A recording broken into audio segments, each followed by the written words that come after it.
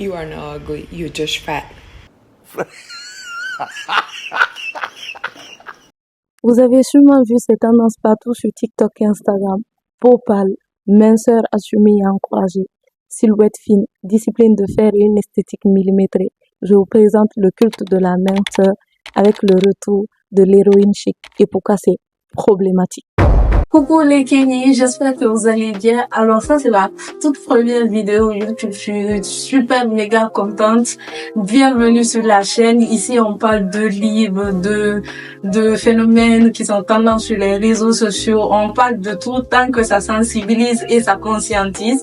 Je suis super contente parce que voilà, j'ai en fait décidé de lancer ma chaîne YouTube après tant d'années de doutes, de peur, et je suis super contente parce qu'on commence avec un sujet qui me tient à cœur et dont je trouve qu'il est important d'en parler. Donc s'il vous plaît, n'oubliez pas de vous abonner, de laisser un commentaire dans le respect, voilà, dans le respect et la bienveillance. Voilà, je veux que cette chaîne soit un espace de safe place. Voilà. Donc comme je l'ai dit, on va parler de ce sujet et on va diviser le travail en 3 parties.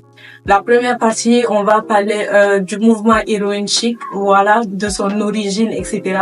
Ensuite, de la deuxième partie, on va parler du mouvement qui l'a succédé, qui est le mouvement Slim Flick.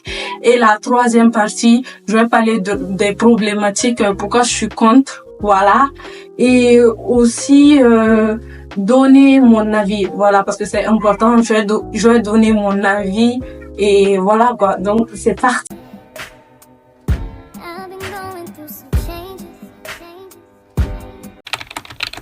Alors, tout d'abord, l'origine. Il faut savoir que le terme héroïne chic, c'est un terme très connu dans la pop culture, mais il faut savoir que ce terme n'a pas, voilà, eu une origine très glorieuse et pimpante. C'est plutôt le contraire. C'est un mouvement très controversé, voilà.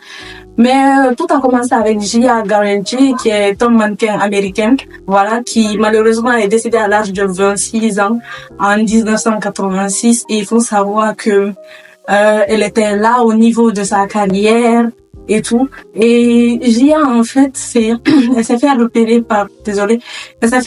par un photographe, voilà.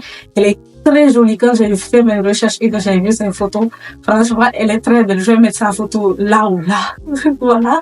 Elle est magnifique, mais il faut savoir que Gia, elle avait un look androgyne, voilà. Aujourd'hui, elle pouvait s'habiller en garçon, avec des suits. Ça allait tellement bien. Le lendemain, elle te porte une robe avec les talons, mais elle restait magnifique. Donc, Gia, malheureusement, elle est tombée dans les substances, la cocaïne et l'héroïne.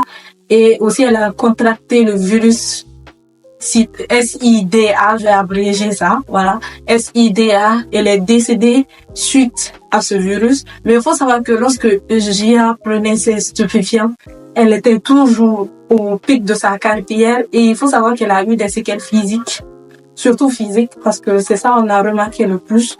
Voilà, elle avait la peau très pâle, elle est devenue hyper mince, elle a maigri, elle a perdu beaucoup de poids, elle avait les cernes, etc. Et lorsqu'elle est décédée, le monde de la mode ne s'est pas attardé, ils se sont directement approprié le mot héroïne chic. Et il faut savoir que derrière ce mot chic se cachent les substances dont j'ai cité et dont on va éviter d'en parler, sinon je vais buter sur toute la vidéo.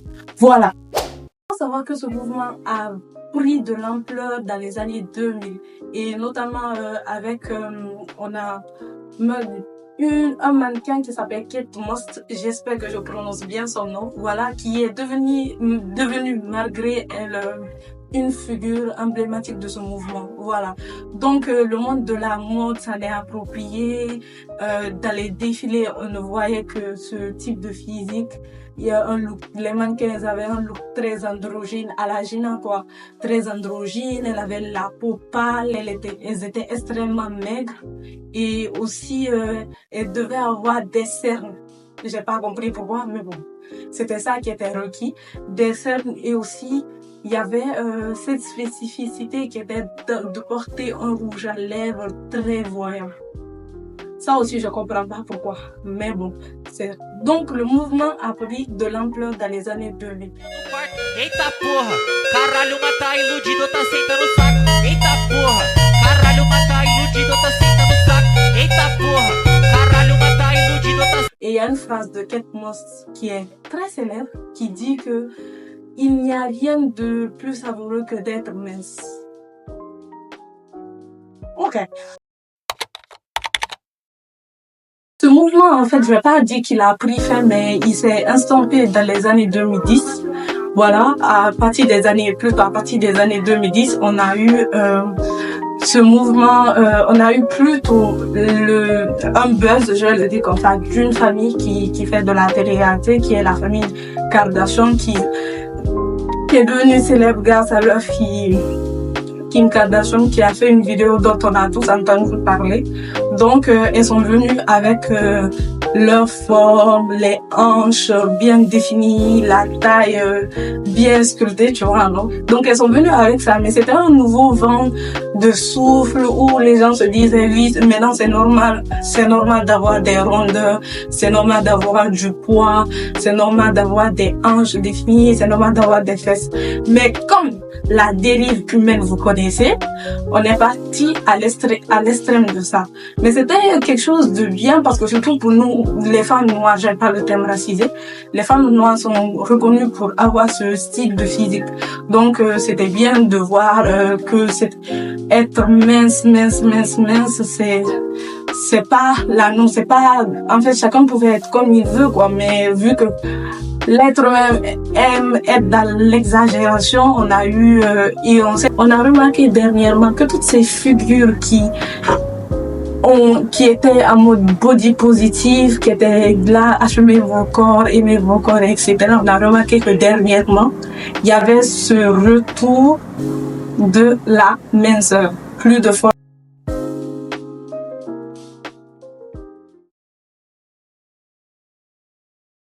Attendez, la mode, c'est de s'affamer sur TikTok? If you can control what you put in your mouth, what do you control? S'il y a bien une tendance des années 2000 qu'on ne voulait pas voir revenir, c'est celle qui poussait les jeunes femmes à s'affamer pour maigrir. Et pourtant, elle refait surface. Sur TikTok, le hashtag SkinnyTok regroupe des vidéos où l'on conseille non pas une alimentation saine ou du sport, mais des méthodes extrêmes. Se remplir d'eau, manger des demi-portions et penser sans cesse à son poids. Le tout accompagné de slogans toxiques comme « Rien n'a aussi bon goût que de se sentir maigre », popularisé par Kate Moss dans les années 2000. Une experte que nous avons interrogée tire la sonnette d'alarme. Cette tendance glorifie les troubles alimentaires comme le faisait autrefois la communauté des pro-Ana. Elle rappelle que ces troubles sont des maladies psychiques graves, parfois mortelles, et insiste sur l'importance d'éduquer les jeunes dès le plus jeune âge sur l'alimentation et l'image corporelle.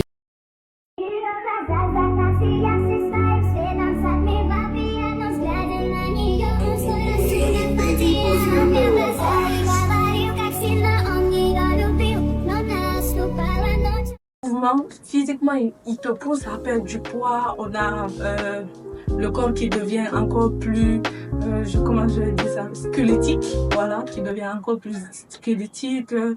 On a les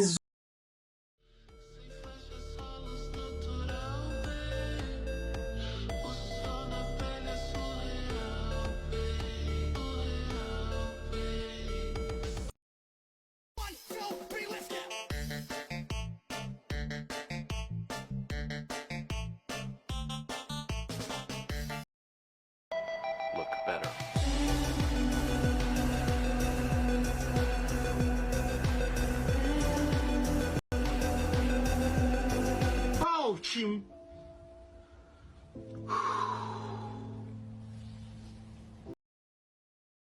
Et moi, vraiment, on va s'attarder sur l'aspect psychologique. Parce que l'aspect psychologique, c'est ce qui fait le plus mal. Voilà. C'est ça qui détruit plus la personne. Et j'aimerais vraiment qu'on essaie de ne pas juger ces personnes parce que il y en a certains, elles sont dans ce mouvement et vivent la chose, mais franchement, elles n'en ont pas conscience. Voilà. Donc, on a les troubles du comportement, les TCA, on a l'anorexie, on a l'orthorexie. Donc, en fait, c'est tout un mouvement psychologique. Et il y a une youtubeuse qui s'appelle Lola. Elle a vécu ça. Et je trouve que, allez, je vais mettre ce YouTube-là, elle a super bien expliqué. Elle a été victime de ça. Donc, c'est important d'écouter aussi les victimes. Et aussi de ne pas les juger. Parce que une personne qui se trouve dans cette situation, c'est pas en lui disant mange que tu règles son problème. Parce que son problème, c'est un problème psychologique. C'est pour cela que moi, je suis contre ces standards de beauté. Parce que ces standards de beauté nous poussent à des extrêmes qui ne sont pas nécessaires. C'est bien de perdre du poids. On est d'accord dessus. C'est mauvais d'être en obésité. On est d'accord dessus. Et c'est pour cela, moi, je suis un peu contre aussi ce mouvement body positif parce qu'au début, c'était quelque chose de bien, mais jusqu'à, il commence à mettre les gens en danger.